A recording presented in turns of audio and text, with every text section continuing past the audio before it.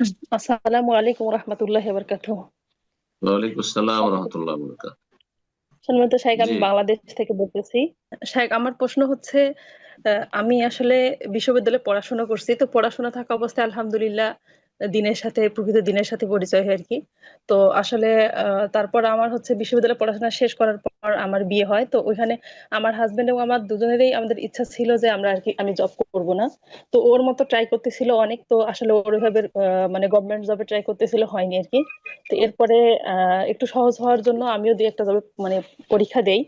এরপরে আমার হচ্ছে একটা ভালো মানের জব হয় প্রজেক্টে। পরে কিছুদিন করার পর আমি হচ্ছে গভর্নমেন্ট প্রাইমারি জবে আর কি পরীক্ষা দিছিলাম, তখন ওই আগের জবটা ছেড়ে দিই আর কি।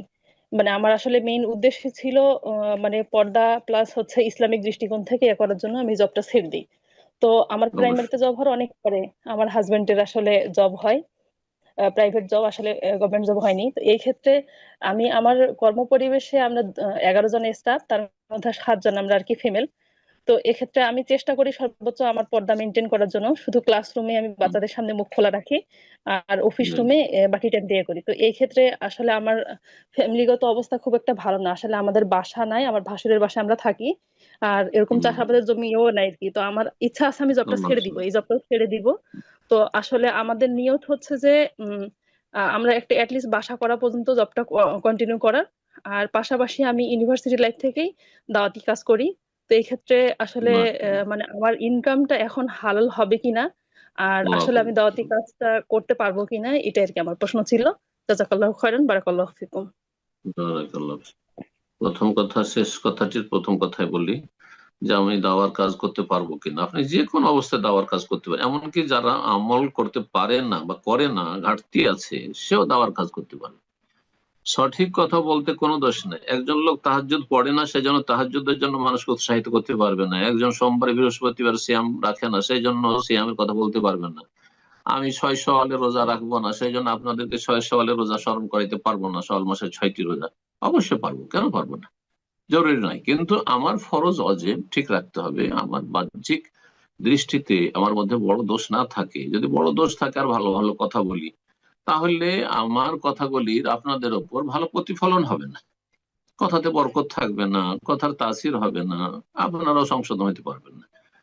এটি হওয়া উচিত যে যা আমি বলছি যথাযথ আমলের চেষ্টা করবো। আল্লাহ যেন আমাদের সকলকে তৌফিক দান। কিন্তু আপনি কিছু করতে পারছেন না, অথবা আপনি এইরকম ধরনের চাকরি করছেন যেখানে কিছু সামান্য আপত্তি আছে, তো সেই জন্য আপনি দাওয়ার কাজ করতে পারবেন না, এটা কে বললো? এটা ভুল কথা, বাড়াবাড়ি হয়ে যাবে। আপনি যে কোনো অবস্থায় দাওয়ার কাজ করতে পারবেন, তবে ফরজ অজেব গুলির ক্ষেত্রে আপনার যেন ঘাটতি না থাকে। আল্লাহ বরকত দান করুন। বাকি রুজি হালাল হারাম হওয়ার বিষয়টি এক্ষেত্রে স্পষ্ট বুঝেন যে আপনার রুজি নির্ভরশীল হচ্ছে আপনার কাজের ওপরে। আপনি কাজটা করছেন কি? আপনি টিচিং করছেন, প্রাইমারিতে পড়াচ্ছেন, যেই কাজটি আপনার জায়েজ। যখন আপনার কাজটি জায়েজ কাজ, সুতরাং আপনার রুজি হালাল। বাকি কথা হলো যে সেখানে পরিবেশ এমন আছে যে সেখানে কয়েকজন হয়তো পুরুষও আছে যারা কলিগ বা ওই প্রতিষ্ঠানে চাকরি করে, তাদের সাথে কখনো প্রয়োজনে কথা বলতে হয়, কিন্তু যথাসাধ্য আপনি পর্দা মেনটেন করার চেষ্টা করেন। এইরকম পরিস্থিতি তো সব জায়গায় আছে, সব জায়গায় আছে। সুতরাং আহ এই ক্ষেত্রে আপনার কোনো আপত্তি নেই ইনশাআল্লাহ। আর বিশেষ করে পরিস্থিতি যখন আপনার এমন, যদি এমন হইতো যে আপনার প্রয়োজন নেই, আল্লাহ রাব্বুল আলামিন যথেষ্ট আপনার সংসার চালানোর জন্য দিয়েছে, বাড়িঘর আছে, সবকিছু আছে, তাহলে তখন পরামর্শ দিতাম যে এই ধরনের জব করিয়েন না। কিন্তু হারাম তারপরে বলতাম না, কারণ সেখানে আপনি বলছেন 7 জন ফিমেল আছে, মাত্র কয়েকজন পুরুষ টিচার আছে, যাদের সাথে নির্জনে কোথাও দেখা সাক্ষাৎ হয় না।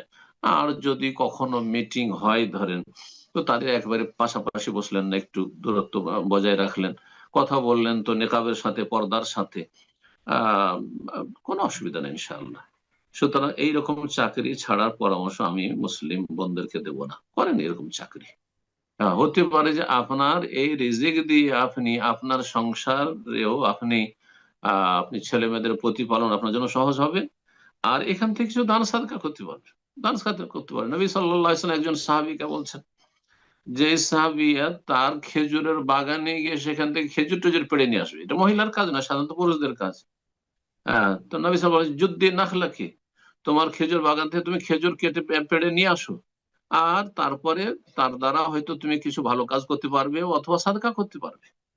এখান থেকে কি বোঝা যায় যে যদি আপনি হারাম রিজিক না হয়, আর এই রকম ক্ষেত্রে যে ক্ষেত্রে আপনি আছেন এখানে হয়, তো আপনার এরকম চাকরি না ছেড়ে, চাকরি ছেড়ে দিলে হয়তো কিছু দান সাদকাও করতে পারলেন না, আপনি ছেলে মেয়েদের তরবিয়তের ক্ষেত্রে হিমশিম খেলেন, এমনটা না করে আপনি চাকরি আপনার কন্টিনিউ করেন। আল্লাহ যেন রুজিতে বরকত দান করেন, আল্লাহ আপনার যেন ভালো করেন, আপনার পরিবার ভালো করেন, এবং আপনি যা চাইছেন আল্লাহ যেন সেই মনের জায়েজ আশা যেন পূর্ণ করেন, এবং আল্লাহ রাব্বুল আলামিন জান্নাতের পথে চলার তৌফিক দান করেন। আমাদের সবাইকে আল্লাহ রাব্বুল আলামিন যেন জান্নাতের পথে থাকার তৌফিক দান করেন। বারাকাল্লাহ।